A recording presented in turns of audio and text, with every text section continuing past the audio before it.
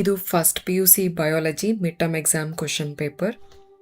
ಇಲ್ಲಿರುವಂಥ ಎಲ್ಲ ಕ್ವಶನ್ಸು ನಿಮಗೆ ಇಂಪಾರ್ಟೆಂಟ್. ಮಿಡ್ ಟರ್ಮ್ ಎಕ್ಸಾಮ್ಗೆ ಮಾತ್ರ ಅಲ್ಲ, ಆ್ಯನ್ಯುವಲ್ ಎಕ್ಸಾಮ್ಗೆ, ಪ್ರಿಪ್ರೇಟರಿ ಎಕ್ಸಾಮ್ಗೂ ಕೂಡ ಇಂಪಾರ್ಟೆಂಟ್ ಆಗಿರುತ್ತೆ.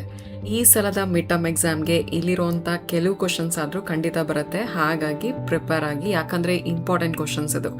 ಕ್ವಶನ್ ಪೇಪರ್ ಪ್ರಿಪೇರ್ ಮಾಡುವಾಗ, ಕ್ವಶನ್ ಪೇಪರ್ ಸೆಟ್ ಮಾಡುವಾಗ ಇಂಪಾರ್ಟೆಂಟ್ ಕ್ವಶನ್ಸ್ನ ಬಿಟ್ಟು ಹಾಗೆ ಕ್ವಶನ್ ಪೇಪರ್ ಸೆಟ್ ಮಾಡೋದಕ್ಕಾಗಲ್ಲ. ಹಾಗಾಗಿ ಇಲ್ಲಿರೋ ಕ್ವಶನ್ಸ್ ಏನಿದೆ ಇಂಪಾರ್ಟೆಂಟ್ ಇದೆ.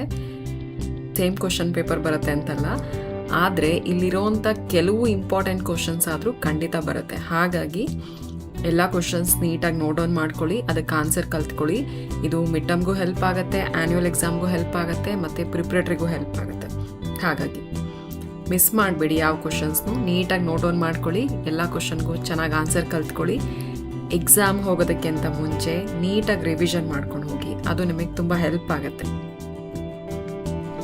ಸ್ಟಡೀಸ್ಗೆ ಸಂಬಂಧಪಟ್ಟ ಹಾಗೆ ಸಾಕಷ್ಟು ವಿಡಿಯೋಸ್ ಇದೆ ಈ ಚಾನಲಲ್ಲಿ, ಅದು ನಿಮಗೆ ತುಂಬ ಹೆಲ್ಪ್ ಆಗುತ್ತೆ. ಎಕ್ಸಾಂಪಲ್ಗೆ MCQಗೆ ಆನ್ಸರ್ ಗೊತ್ತಿಲ್ಲ ಅಂದರೆ ಯಾವ ರೀತಿ ಗೆಸ್ ಮಾಡಿ ಆನ್ಸರ್ ಮಾಡೋದು, ಓದಿದ್ದು ಯಾಕೆ ಮರ್ತೋಗಬಾರ್ದು ಅಂದರೆ ನಾವೇನು ಮಾಡಬೇಕು, ಎಕ್ಸಾಮ್ಗೆ ಇನ್ನು 30 ಮಿನಿಟ್ಸ್ ಇದೆ ಅನ್ಬೇಕಾದ್ರೆ ನಾವು ಏನು ಮಾಡಬೇಕು ಮತ್ತು ಏನು ಮಾಡಬಾರ್ದು, ಈ ಥರದ್ದು ಸಾಕಷ್ಟು ವಿಡಿಯೋಸ್ ಇದೆ, ಅದನ್ನೆಲ್ಲ ನೀವು ವಾಚ್ ಮಾಡ್ಬೋದು.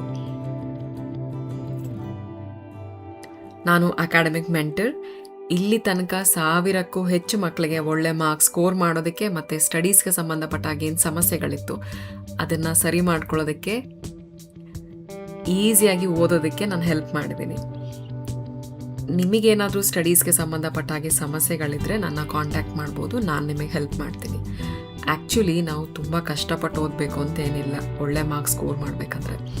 ಪ್ರತಿಯೊಬ್ಬರಿಗೂ ಒಳ್ಳೆ ಮಾರ್ಕ್ಸ್ ಸ್ಕೋರ್ ಮಾಡೋದಕ್ಕೆ ಸಾಧ್ಯ, ಮತ್ತು ಅದನ್ನು ತುಂಬ ಈಸಿಯಾಗಿ ನಾವು ಮಾಡ್ಬೋದು. ನಾವು ನಮ್ಮ ಮೆಥಡ್ನ ಕರೆಕ್ಟ್ ಮಾಡ್ಕೋಬೇಕು, ನಮ್ಮ ಸ್ಟ್ರಾಟಜೀಸ್ನ ಕರೆಕ್ಟ್ ಮಾಡ್ಕೋಬೇಕು.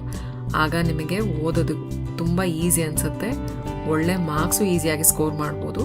ಮತ್ತು ಓದೋದಕ್ಕೆ ಇಷ್ಟೊಂದು ಟೈಮ್ ಕೊಡಬೇಕು ಅಂತಿಲ್ಲ, ಕಡಿಮೆ ಟೈಮಲ್ಲಿ ಈಸಿಯಾಗಿ ಕಲಿತು ಒಳ್ಳೆ ಮಾರ್ಕ್ಸ್ನ ಸ್ಕೋರ್ ಮಾಡ್ಬೋದು.